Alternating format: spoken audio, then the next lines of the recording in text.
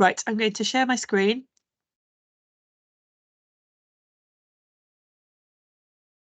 Okay, students, good morning. And firstly, welcome back. I hope you all had a really nice break. I've seen quite a lot of you over the course of last week, but if I haven't, Happy New Year. I hope you had a really lovely Christmas and you managed to do whatever it is you like to do, whether that be seeing family, seeing friends, doing your hobbies, whatever, and that you've had a nice, refreshing break. I also hope that you didn't have any tough or difficult times, but I'm very conscious that Christmas can be incredibly difficult. So if that is you and you had a rubbish time of it over Christmas, I'm so sorry. Please remember to reach out. You've got your mentor, you've got Miss Armitage, you've got counselling, which we can offer you with Laura. There is a short waiting list, but only a short one. So please do reach out if you need that support. But anyway, welcome back. It's so lovely to see you all again. And I hope that you are ready to go. Now, this term is obviously very, very different to last term. Last term was almost 16 weeks. This term is 10. So it's going to absolutely fly by. And you'll find that it's Easter before we know it, and then we'll be starting to move towards things like work experience and the careers conference and your summer exams. So the main part of this assembly is going to talk to you about work experience and what you need to be doing now to prep for your work experience in the summer. But before we do that, I've just got a few notices I'm going to go through. So firstly, we have appointed the new head student team. Now, this was the most amazing set of head student team interviews I've ever conducted. There were well over 30 applications, meaning over half the applicants weren't able to be put on the team. If that is you, please know you did brilliantly. I'm going to be seeing you all this week to fit you in for a feedback session so you can understand why you weren't appointed. And those of you who were appointed, please know you did so well. Anyway, the reason I'm putting this up on the board is so you can see who the leadership team is and you can see who it is you need to speak to if you would like any support or general student leadership support. Now, these students will be around doing duties at break and lunch in purple coats, so you will see them, but also they'll be talking to you fairly soon about the student council. So if you're interested in being on the student council, you can absolutely get involved. If you look on the right hand side of the screen, Daniela and Lucy are the sixth form focused members of the head student team. So if you have any specific concerns, wishes, requests for the sixth form, please see them and they will communicate with me as appropriate. They are supported by Emily, so you can also speak to her if you want. Okay, so your direct support is Emily, Daniela and Lucy, but obviously it goes without saying that anyone on the team will be able to support you. For information, next week, some of the members of the team, amongst others, who are Muslim students, are going to be doing an assembly for you about their religion and various different things to do with that. So look out for that. And just keep an eye out for these students and the awesome things they're going to be doing. So, period 6 talks for the half term. Right, I'm really disappointed to tell you that Mustafa, who's one of our alumnus who was going to do tonight's period 6 talk about degree apprenticeships at Rolls-Royce, has cancelled. He only cancelled yesterday. He has told me he will come back and do that talk. Now, for you, if you're interested in applying for a degree apprenticeship, Rolls-Royce is one of the good ones for you to apply for because it's quite local. They do apprenticeships in all sorts of stuff. So they do the obvious ones in things like engineering, but they also have apprenticeships in things like finance, HR, purchasing, sales, lots of things. And so it is a very, very good company for anyone interested in an apprenticeship to look at. So please look out for when that talk comes back. Next week, we've got James Issam. Now, Mrs. Gossel did a short assembly about this before the holidays, but anyway, James Issam is an entrepreneur who has contacts with the school and has been in to speak to us before, particularly the business department. He has contacts with all of the business teachers and he's brilliant. So he is going to be running a Dragon's Den style event later on in the term, and this is his launch. For information, that Dragon's Den style event, he has said that he will genuinely invest, he will financially back whatever idea he thinks is genuinely viable. So anyone who's got a side hustle, a business idea, anything like that, this is your chance to get genuine funding from a genuine multimillionaire. So anyone who's interested in business, who wants to be rich in the future, whatever it might be, get yourself to that talk. The following week's really interesting. It is remote. Samuel Green is, he's a reporter on the front line in Gaza, and he's offered to do a talk to us about his experiences out there. So if you're interested, please do attend that. And then the last one, Brett Sanders works at Coventry University. He's an academic, and he's going to talk to us about, are you a climate change denier? The stats suggest you could be. So please decide which of those you're going to be attending, and I'll give you the details of the ones after half term soon. Right then, you probably have noticed that year 13 are not in school at the moment. They return on Thursday. That's because they have mock exams. There are one or two of them using the study spaces, and that's fine. They're very welcome to do that. But please, can you be mindful that the upstairs study centre in T block is being used for exams? So when you're going up and down the stairs or you're in the upstairs corridor, please can you be quiet and respectful when you're walking past the exam venues. Also, a quick note, towards the end of term, the upstairs study centre got quite noisy. That's really unacceptable because we have people in this sixth form who have things like anxiety, who might have special educational needs, who really need that silent space. We have a number of spaces in the sixth form that are not silent, that you're all welcome to use, but we absolutely expect the upstairs study centre to be silent. So please don't be going there if you want to be having a conversation. So these are some key dates for between now and the end of term. On the 18th of January, which is this Thursday, there's a talk for year 13 parents I am doing at 7 p.m. It's online, and all your parents will be sent the link. But please, can you talk to your parents about it? It is for anyone who's interested in applying for an early entry application. So early entry means that you either want to apply for the universities of Oxford or Cambridge, or you want to study medicine, veterinary medicine, or dentistry. So if that's you, and you are even considering any of those courses, the process really starts now. So it's absolutely essential that your parents and you attend that talk. So please, can you put it in your diary now? You can get your phone out to put it in your calendar, and draw your parents' attention to look out for the link on their emails. For information only, also on Thursday, year 13 return to school, and then their art exams begin. So if you study art, you might find that there's some disruption to your lessons because year 13 will be taking up a lot of the art teachers' times with their exams for probably another week. And then the week beginning 22nd of January, you have got your next set of in-class assessments. Your teachers will talk to you individually about those. Now, on the 7th of February, we have an in-person talk about student finance and accommodation at 6 p.m. This is primarily aimed at year 13 and their parents. However, some year 12 like to attend because they want to get ahead with that information, particularly if you have a unique situation. So let's just say you might be an overseas student, you might not be sure about your settled status in the UK, whatever. If you have a question about student finance or student accommodation, you would be very prudent to attend that because there'll be another talk, but in another year.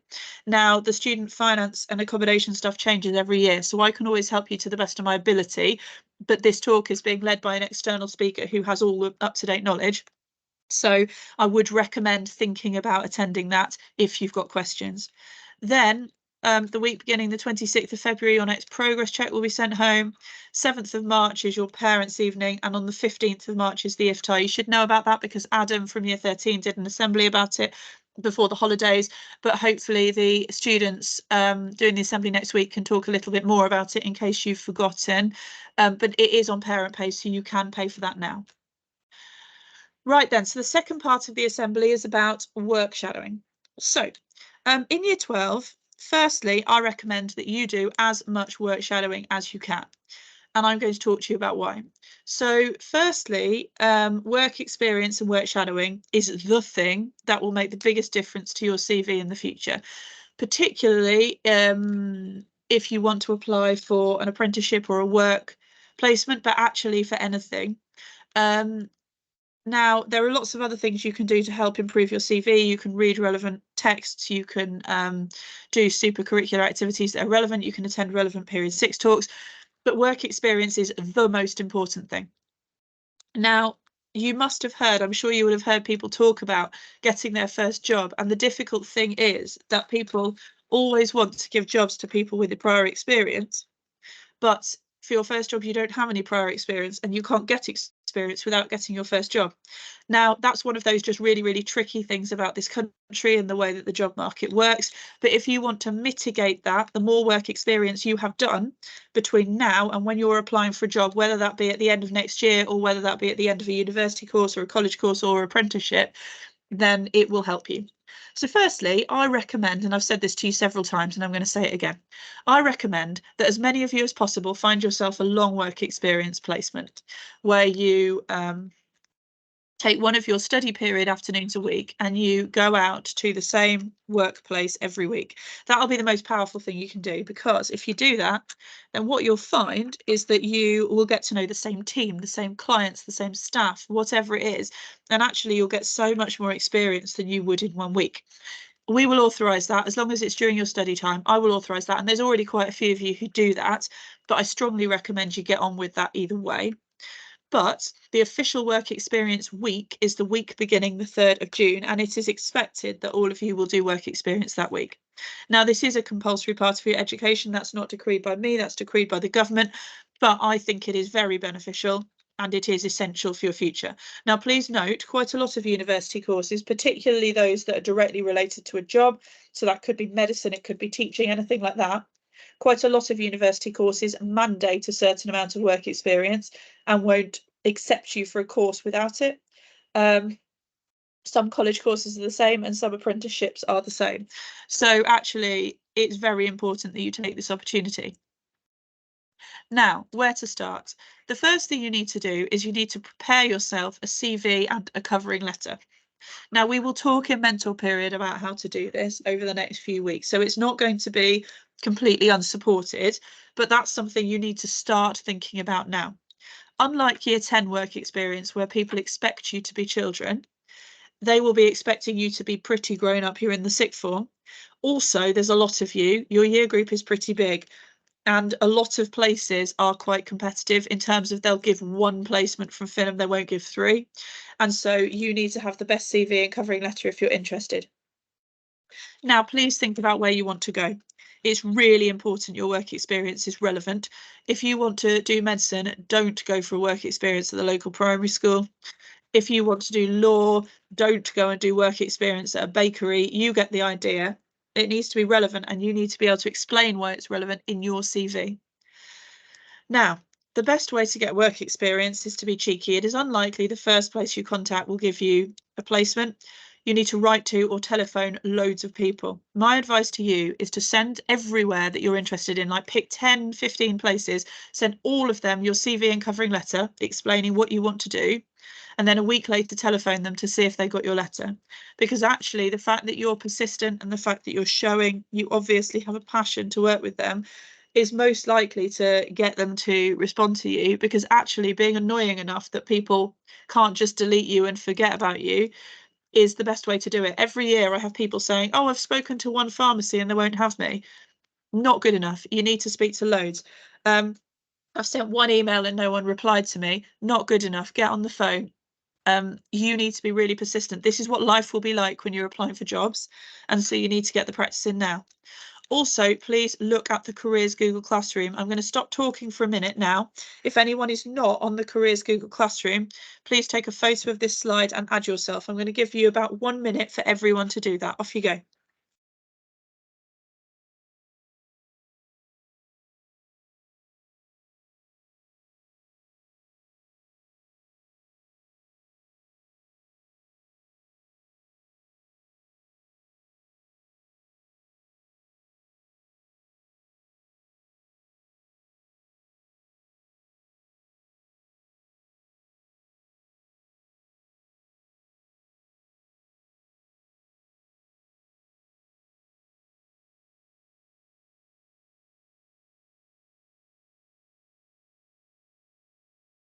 Okay, hopefully everyone has had a chance to do that. If you haven't, 10 more seconds, just take a photo of the screen and add yourself later. But the Careers Google Classroom is updated literally every day with opportunities for work experience, apprenticeships, super curricular events, all sorts of stuff. So please make sure you have sorted that out. Right then, so if you want to write a CV, what do you need to include? Firstly, your contact details. You wouldn't believe how many people forget this and then are genuinely surprised that no one gets back to them. Now, you need a brief profile statement outlining relevant skills and achievements. So at this stage, you're not going to have relevant skills and achievements in the same way that somebody who was 45 would, because you haven't really been in the workplace. But you all will have done things that will have given you leadership experience, experience of organisation. When you did your GCSEs and made study timetables, you proved that you could manage your time properly. And so if you actually stop and think, then you will be able to think of relevant skills and achievements. Now, if you do have any certificates or awards that relate directly to your area you're applying for, then of course include them. If you want to do law and you've done a mock trial, include that. If you want to do medicine and you've done like a medic mentor competition, then include that. If you want to do something mathsy and you've done a maths challenge, include that.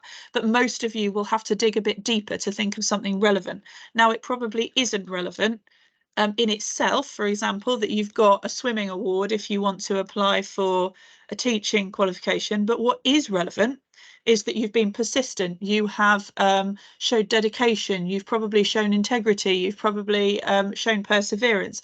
If you're a swimming coach, then that's very relevant to teaching. You can talk all about your coaching qualification. So you need to think and dig a little bit deep with what's relevant. You need to talk about your education, put your GCSE results on and the A levels that you are studying. And then any other work experience you've done. You should all have done some work experience in year 10. If that's relevant, include it. If you've done any other work experience throughout the year, then include that. And then any other skills and achievements. Now, these ones probably won't be as relevant, but at this stage you could put on if you've done, I don't know, music exams, that sort of thing, because it is still impressive to show that you've got a wide range of skills. Please talk about relevant interests. When I say relevant, again, this needs to be really targeted to the job you are applying for. The fact you're interested in Die Hard films probably isn't relevant if you're applying to work with National Grid. So just keep it relevant. And then you need to put a reference down. Please put your mentor down. Mentors don't panic. In my experience, only 5 to 10% of these employers actually take up references. So you're not going to be expected to write a reference for your whole mentor group. I've never seen that happen, but it does look professional to have a reference available. And then those employers who maybe are choosing between 1 or 2 students might reach out to get the reference. Now, as I said, we're going to talk about this in more detail in Mental Period over the coming weeks, but please start thinking about it and please start jotting some ideas down, particularly, as I said, the relevant thing, because a lot of you will at first look have nothing relevant to the work experience on your portfolio of activities you've done. So you're going to have to just think a little bit more carefully about why what you've done is relevant. So a few tips for your CV. These all came from a careers website that we use quite a lot. So firstly, using active verbs where possible. So rather than just saying you've watched a documentary, you might have analysed it. You might have come up with some feedback. You might have looked at where you did and didn't agree. So make sure that all the things you're listing, you can come up with something useful, particularly if you're applying for the creative industry. Make sure you're talking about what you yourself has created. Now, please check your spelling or grammar. This goes without saying. And there will be a lot of generic phrases like team player, hardworking and multitasker. Again, please provide real life examples. So for team player, if you've done any group projects in school, that can prove that you're a team player. So you can use that to demonstrate that skill. If you did your GCSEs and you studied hard for them, that's already hardworking and multitasker sorted. Now, as I said again, tailor your CV. Your CV needs to be relevant. You probably won't be able to send just one CV out to every employer unless they have very, very, very similar purposes. If you're only applying to pharmacies or you're only applying to schools, you probably can. But if you're applying to a range of things, your CV will need to be tweaked. Now, make sure that your CV suits your circumstance. In your case, I would say a skills-based CV is probably best because you don't have enough stuff to talk about what you've done in chronological order. You don't have several jobs. So I would focus on your skills. The next one's really important. Make sure your email address sounds professional. I would say use your school email address. But if you don't want to do your school email address, if you've got an email address that isn't very professional, so if you've got funkyjellybabies@hotmail.com or whatever, make a new one. that will put people off. Don't lie or exaggerate on your job application or your CV. This is technically fraud. If you do it at job level, then there can be major legal repercussions. I don't think there would be for work experience, but word gets out there and it's not a good thing to do, so don't lie. If you're going to put your CV online, for example, I know some of you use LinkedIn, don't include your home address, but please do include it when you're contacting employers directly. That's really important because otherwise they won't be able to get hold of you. And again, you need to include a cover letter. So your cover letter will talk about why you want to apply for that specific company. Do some research on that company. What is it specifically you're interested in? So if we use the pharmacy example, if there's a particular pharmacist who works there who might have done some research you're interested in, look up that, see what they do. Do they do different hours? Do they do sessions for elderly people where they support them with their general health? What is it about that pharmacy that you're interested in? Make it look like it's not generic, and that will really help you. And then finally, writing the covering letter. So you are likely not to be the only person interested in a work experience placement. Now, we try to coordinate with other schools, so our work experience week isn't the same as everyone. But firstly, there's over 200 in your year, and secondly, we won't have managed that completely. So you will be competing. You need to think about what you will bring to the company and why they should offer you this opportunity over someone else. Now, having somebody on work experience creates a lot of work for a company. I've had people on work experience here with me in the sixth form, and obviously it's lovely and it's nice to pass on my passion for teaching to people coming through, but it also is a bit of a pain. It does create work. I do have to babysit and supervise that person.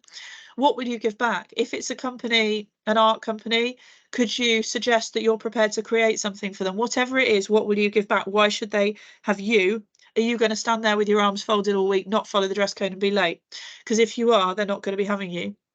And why have you decided to apply for this specific company? So not just the industry, but why that company? And this means you need to do your research and you need to find out what sets that company apart from any other company. Now, we know that you're probably applying to 10 companies and you found something that sets each one aside, but make that company feel like you're applying to them specifically, and that will really help your application.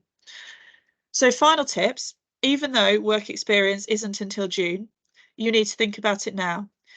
Work experience can take a while. It's absolutely not worth waiting and getting into a mess because you don't have a placement. It's also not worth wasting the opportunity and ending up going to work with one of your parents who do something that have absolutely nothing to do with what you want to go into because you didn't get sorted. As I said, be persistent. If you want a placement at a supermarket because you want to do one of the supermarket management apprenticeship schemes, great. Contact every supermarket in Coventry or every supermarket in Warwick or wherever you live. If you need to, you can be willing to be flexible on dates. I will authorise you to do your work experience a different week if I have to, as long as it doesn't clash with your exams. Now, I'm going to send home a letter today with details of work experience to go to your parents. It will include a form.